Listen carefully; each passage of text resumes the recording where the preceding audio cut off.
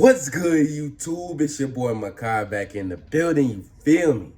Now, today, we have another Larry Bird story. It's the best Larry Bird revenge story ever told. Before we get into it, make sure y'all like, comment, and subscribe. And let's go ahead and get into the video. Charles Barkley had a handwritten letter delivered to Bill Laimbeer before playing a game against him. And it said, "Dear Bill, f*** you. Sincerely, Charles Barkley." And as one might expect, they got into a fist fight that game. That is the most Charles Barkley thing ever. I'm not even going to cap with you. But look at this. And now Barkley gets in. They get into it. Laimbeer, and now there are some punches thrown. Oh! What type of technique is that? I got to learn that technique. Hold on, go back. Charles Barkley got a technique. What is that? Laimbeer, and now Is that the ducking? Is that the ducking? What's that? What type of fighting is that, bro? punches thrown. And now Barkley gets into it, and he and Laimbeer, and now there are some punches thrown. Nah, he probably was getting held. He was probably getting pulled. That's probably why he was doing it. And when Robert Parish, who got into a fight with Laimbeer 3 years in a row, was questioned about Bill Laimbeer, he said, "I was always taught, if you can't say something nice about someone, then don't say anything at all. So, I'm saying nothing at all." But nobody hated Bill Laimbeer more than Larry Bird. You never really ever. Oh man, his voice is very funny. Nobody hated Laimbeer more than Larry Bird. Why you gotta say it like that, bro? Like Laimbeer in any social situation. No. Yeah. And it's because he was a dirty player. The 80s, when I played, there was a lot of cheap shots. If you go back and watch the Pistons playing against Chicago, I mean, Oh my Michael God. and Scotty were Yeah, getting pounded. And a lot of it happened after the whistle. Like you're going in and you get fouled, and the guy goes ahead and tries to, that's a free foul. Oh my Ricky Mahorn, goodness. He'd hit you and all that, but he'd hit you, you know you're going to get hit. Yeah. But he didn't try to maim you. Right. Bill tried to hurt you. And that's why I don't like Bill Laimbeer. That's why I don't like him. Because he was kind of like, he is what people talk about when they talk about the 80s basketball. How he played is what everybody thinks that was the entire NBA. I mean, there was other guys that would do that type of stuff, like, but not at the degree that Bill Laimbeer, because you got Charles Oakley, who was one of the enforcers. You got, of course, you got Bill Laimbeer. You got guys like, I'm really trying to think who was like enforcers back then. The New York Knicks was also, a very physical team. I'm not trying. I can't think of it. I mean, Bill Laimbeer is the first player that comes to mind when it comes to that dirty type of play. Bill Laimbeer. So they reset it at 5. Laimbeer walked with it, then committed a foul, knocked Bird to the floor. Celtics are very unhappy about it. Yeah, caught Bird in the jaw. Yeah. And Larry's a little upset. They do that type of stuff, and then they want you to get up and be a man. Tell you like, oh, you a grown man, get up and just play basketball. As a grown man, if you were to knock me on the ground or do these dirty things that Bill Laimbeer is doing, most of them are either going to do one or two things as a grown man. Either one, they're going to complain to the refs because they know that you're not supposed to do that. Or number two, they're going to just fight you back because they're not going to just accept that type of disrespect. You know what I'm saying? I don't know, man. We're just going to keep watching. And, he was one of them guys, you shoot a jumper, he tries to slide his foot underneath your ankle so you twist your ankle. And that's why Parish Did he always really was used to do that? If you watch any of our old games, Parish was always twisting his ankle against the Pistons. So one time I shot a jumper and Laimbeer did it to me, and I stepped on his foot, but I stepped on a high and twist my ankle. I don't know, a quarter or two later, he was shooting that jumper. I slid mine on there. That's the last time he ever did it. Really? Yeah. And when Bill Laimbeer was called the NBA's dirtiest player by Michael Jordan, See? Look at that. Look at that. Look at that. I'm telling you, this is one or two things they're going to do. They're either going to call it out. I know I'm talking over the narrative and everything, but I got to get this out. Look at this. They either going to complain to the refs or they're going to fight back. Laimbeer was called the NBA's dirtiest player by Michael Jordan, Laimbeer and Jordan. Yes, indeed. There are punches thrown. he responded in a way that really showed his true colors. Michael Jordan may be a very good, outstanding basketball player, but as a individual, down-to-earth, heart person, he has I mean, who is he? Who cares about him? All he does is play basketball. In the world, he's this big. Yeah, I can see why nobody liked him.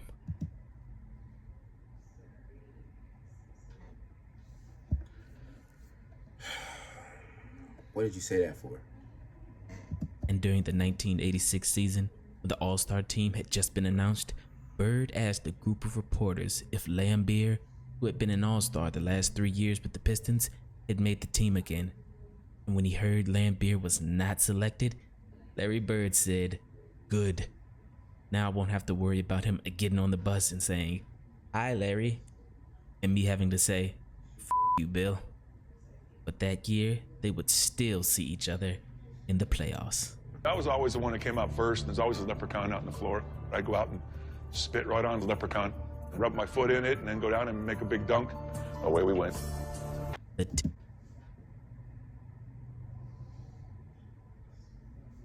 tension was obviously high, and in one game, Robert Parish said, "I feel like Lambier took some cheap shots at me. I guarantee something will break out if they let it go next time." And though nothing happened the rest of that series, the very next year they met again in the Eastern Conference Finals, and in Game 4, it got crazy. Before it gets there, I know when it comes to like NBA fights, I know it's an unwritten rule that if there's two like people fighting, you're supposed to grab your teammate. You're not supposed to grab the opposing player. Well, why didn't you grab your teammate? Because I saw one of the Celtics guys just grab Bill Lambier. I'm not grabbing Bill Lambier. As a matter of fact, to be so honest with you, if I saw a fight, because with now's rules, you can't you know what I'm saying? You can't do too much. I'm not jumping in. I'm not jumping in, bro. I don't get paid to fight, bro. I get paid to play basketball. I'm not jumping in. I'm really not jumping in. I might grab my teammate, get him out the way, but I'm not jumping into this fight, bro.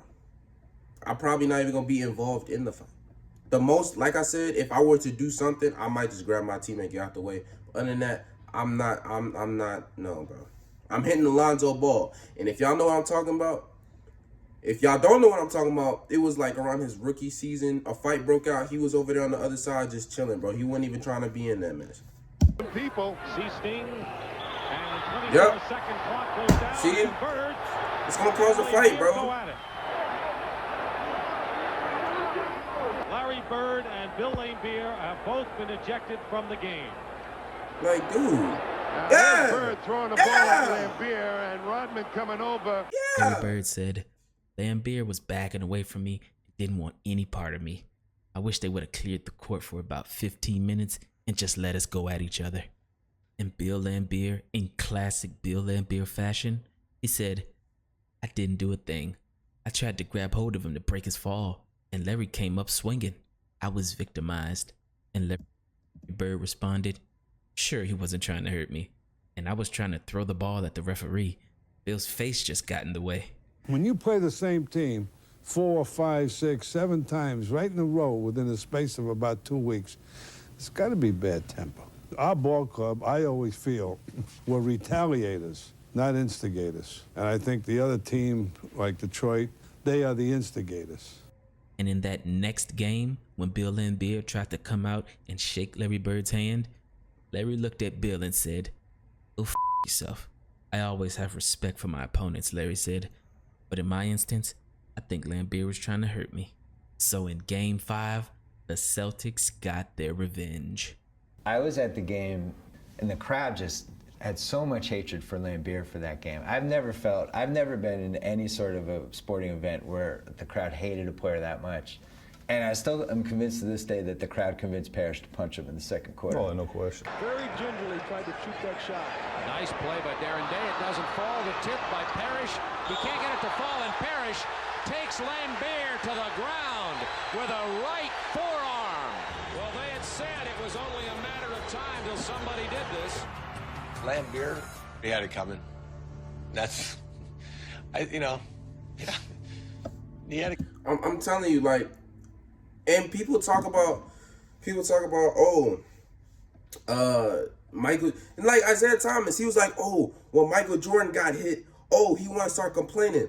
Bro, let me tell you something, bro. The Pistons, the same team. Y'all did the same thing that you did to the Bulls. You did the same thing to the Boston Celtics. You did the same thing to the Lakers. You did the same thing to Charles Barkley. You did the same thing to Dominique Wilkins. You did the same thing to Hakeem Olajuwon. You did the same thing to the pretty much all the stars in the entire league. It wasn't just Michael Jordan that was complaining. It was pretty much the whole league complaining about this, bro. Like, dude, I don't understand a player that wants to hurt somebody on the basketball court. You're playing the wrong sport. Go play football. Go box. You know what I'm saying? Go box.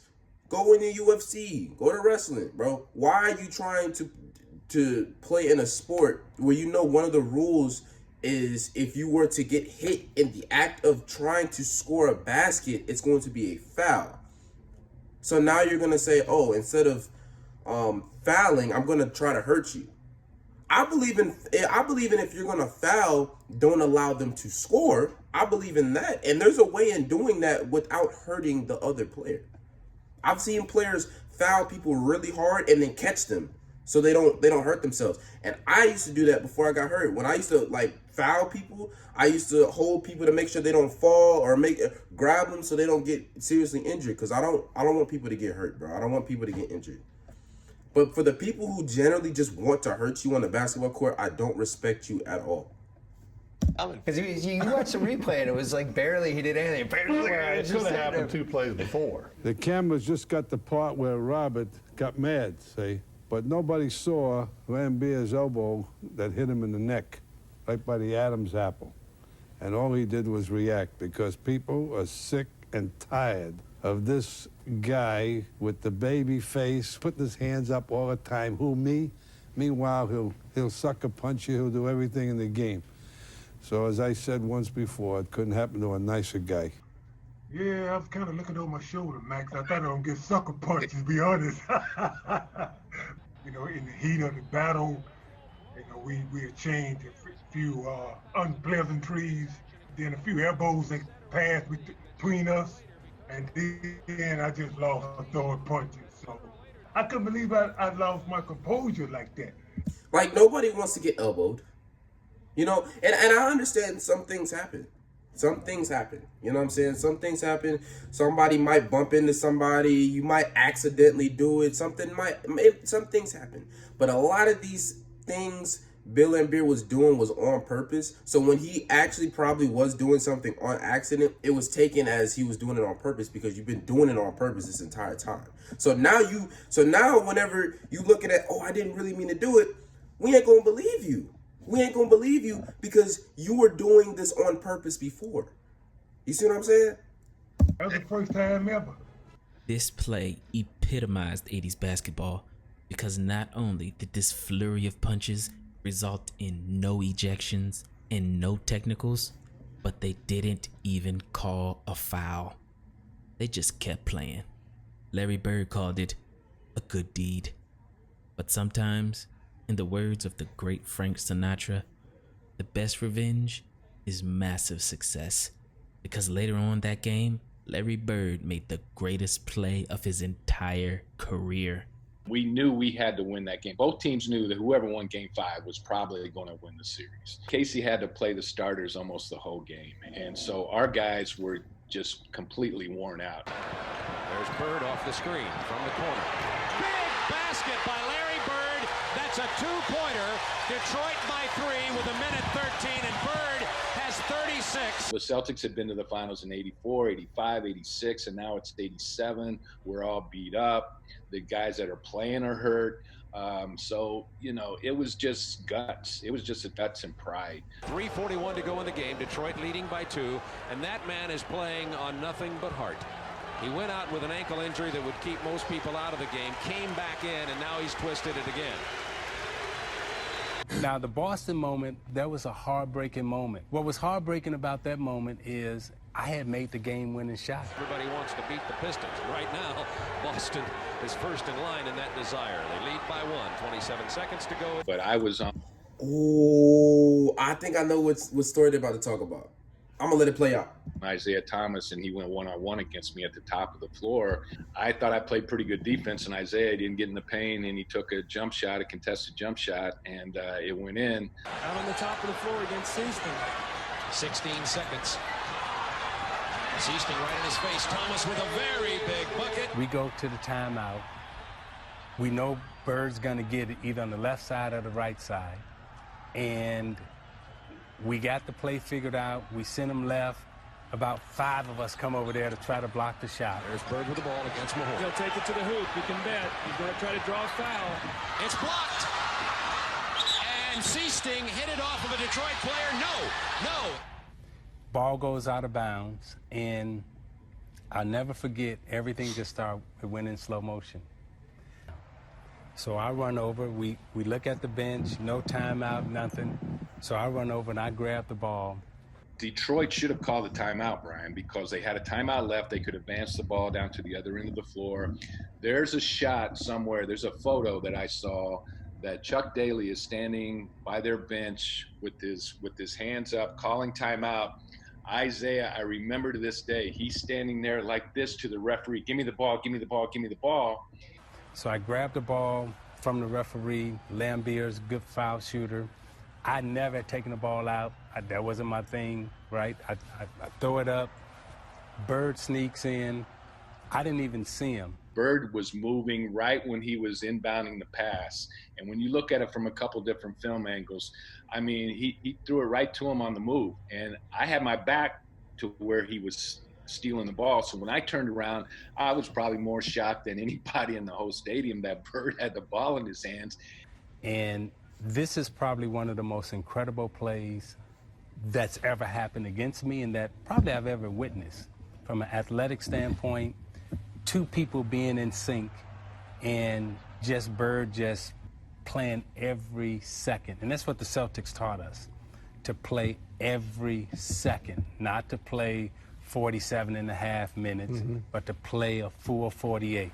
And he had a smirk on it. He knew the game was over, and he almost had a smile on his face when they gave him the ball, and he did not see Bird at all. But the thing I remember the most is that Joker. This is the out of bounds line. That Joker caught the ball, and in my mind, I'm like, okay, he going out of bounds. That dude did this, like a ballerina, right? And if you go back and you watch the play, that dude is on his toes. The baseline is right up under his toes. And in my mind, he must have stood there for about 5 seconds because everything was going in slow motion in my mind, right? And it's like, damn, how you doing that? And then DJ, out of nowhere, right? Right. They are so in tune, they are so in sync. He catches the, Bird hits him, he catches the basketball, lay it up. Now there's a steal by Bird. Underneath the DJ, lays it in. Right at 1 second left. What a play by Bird. I'm walking to the huddle, and as I come back out of the huddle, right, we try to take the ball out of back. I thought he just said there's no timeouts left. He said he looked up, there was no timeouts left. But then they called timeout. Or whatever. Larry walks by and he goes, wow. Winks at me, right? I'm like, The Celtics won that series in 7 games. And when Bill Laimbeer tried to shake Larry Bird's hand again, Larry just ignored it and walked straight through it. Larry Bird said, I don't like Bill Laimbeer. Why should I shake his hand? Even Isaiah Thomas, who was Bill Laimbeer's teammate for 11 years on the Bad Boy Pistons, had this to say about him. To tell you the truth, if I didn't know Bill, I wouldn't like him either. And when the Celtics retired Larry Bird's jersey in 1993, that hatred was still there. Thank you. This seems like a perfect night. I mean, except for the fact that Bill Laimbeer couldn't be here.